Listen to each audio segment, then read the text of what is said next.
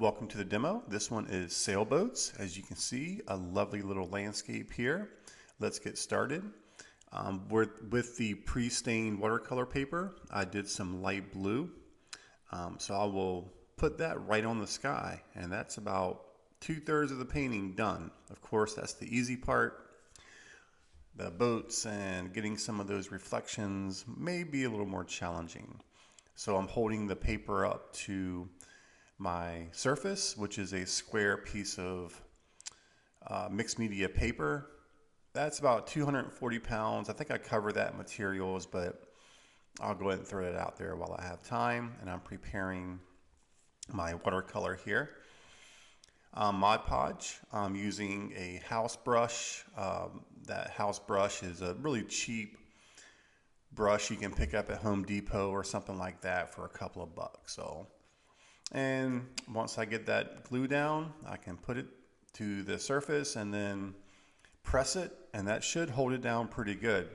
You know, I don't mind a few corners sticking up, so if it's not glued entirely, that's okay. I like a few edges of the paper rippling or flipping up a little bit. I think it adds a little texture. So I think this darker blue, or you can even think it's purple, or violet. Let's go violet, right? I think that'll work fine for the water. It's dark enough, but not too dark. So I'm going to cut that in the shape that I need. I love all the different texture to it. I got the red, I've got a few crayon strokes in there.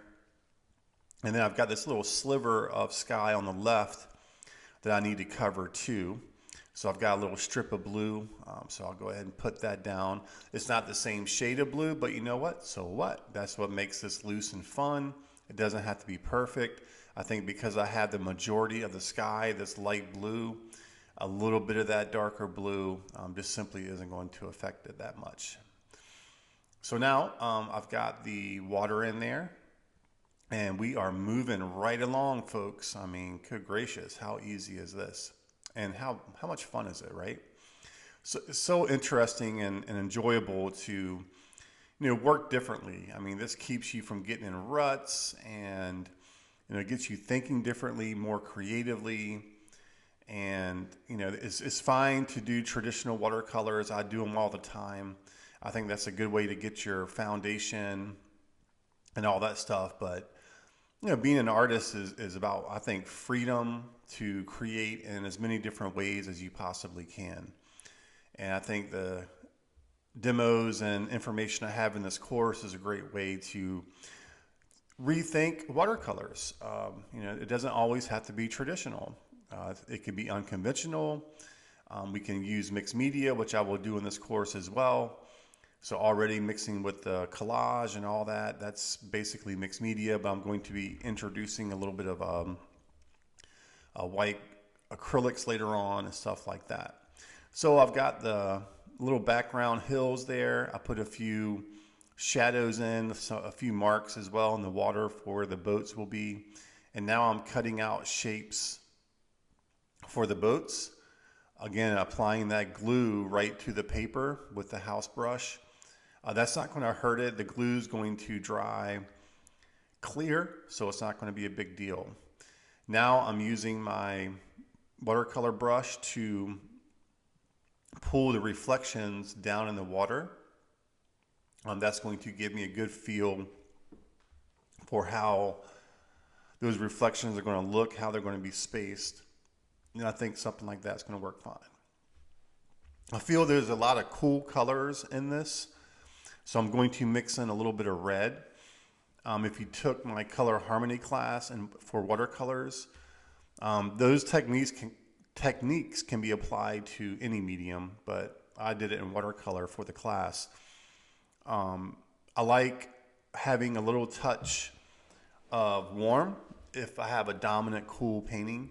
I think it adds balance. I think it adds a little pop, a little interest. So that's why I put that little bit of red in there. If you want to take that class or at least check it out, again, that's Color Harmony with Watercolors. And I'll put that link in the description with the recommended classes. All right, so here I've got a shape of the sailboat. honestly, that is a very imperfect shape.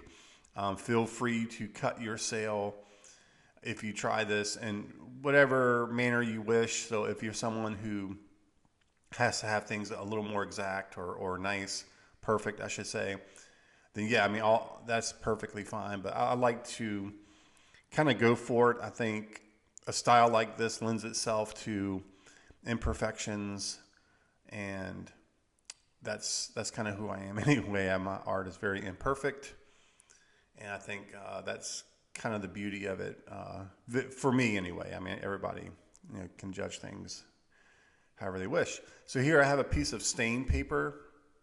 Whenever I'm painting and doing demos and stuff, I put a piece of paper down underneath my art, which is pretty much what is underneath the sailboat now. So if you look at the white paper under the sailboat, that's just a big piece of like 24 by 18 inch drawing paper. Again, student grade stuff. And I use that. I'll use it not only to protect my table, but I also use it for paintings later on. And I have these really lovely abstract strokes and brush marks and stuff that I can use later on. And that piece of paper I just put down on the sail was probably just water that spilled over onto the paper, and it dried and it stained it. All right, so here I've got a little bit of the yellows and blues here. I'm going to use that for the next big sail, and I'll cut that out in a rough shape of the sail first, see how it looks. I think something like that will probably be pretty good. So I can grab the glue and go right onto the surface. As you can see, that paint is pretty much dry in the background, those hills. I took a hair dryer in between some of the collaging. I've dried it, but it's probably still a little damp in some places too, but that's okay. Just working in layers and kind of just having some fun with it, So here I'll add the hull of the boats here just to anchor them down in the water. Maybe add a few little verticals there, maybe some people's heads or something poking up against the white of the sail. Add a few marks on the sails just to make them kind of interesting to look at so they're not so stiff. And I think I need one more little sail back there, just kind of floating, just for scale and depth. So we've got these two boats closer to us, two boats kind of in the middle, and then we had this one boat kind of in the far distance there, maybe closer to the background hills. So I just did that more for, again, scale and just trying to capture depth, something to kind of lead your eye back into the scene a little bit. So the reflections I put on earlier, I liked them, but I wish I would have put them on a little bit darker. So it didn't quite give me the impact I wanted for the reflections. So I'm going to go back now and use some darker watercolor just to pull those out a little bit and kind of re-emphasize the hills.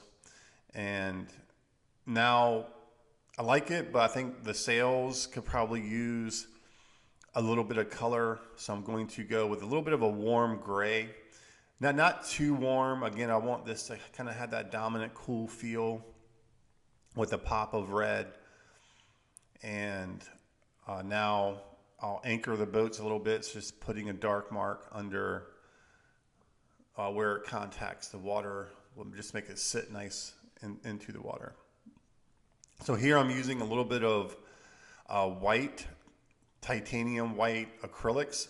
These acrylics are matte, so they tend to dry without all the gloss.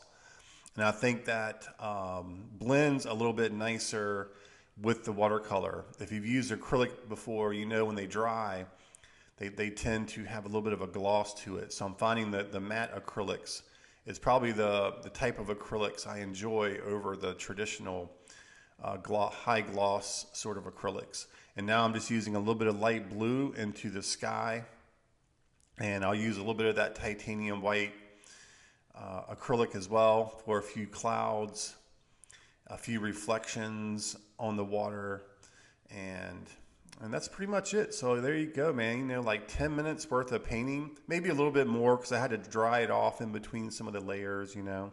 But for, you know, the first, you know, demo here, I think there it is. This image was taken in natural light, so you get a better feel for the colors. And of course, you can see a little bit better the textures and different things happening. But anyway, there you go. So a nice, interesting way to use watercolors and to do something different. And the results, I think, are pretty awesome.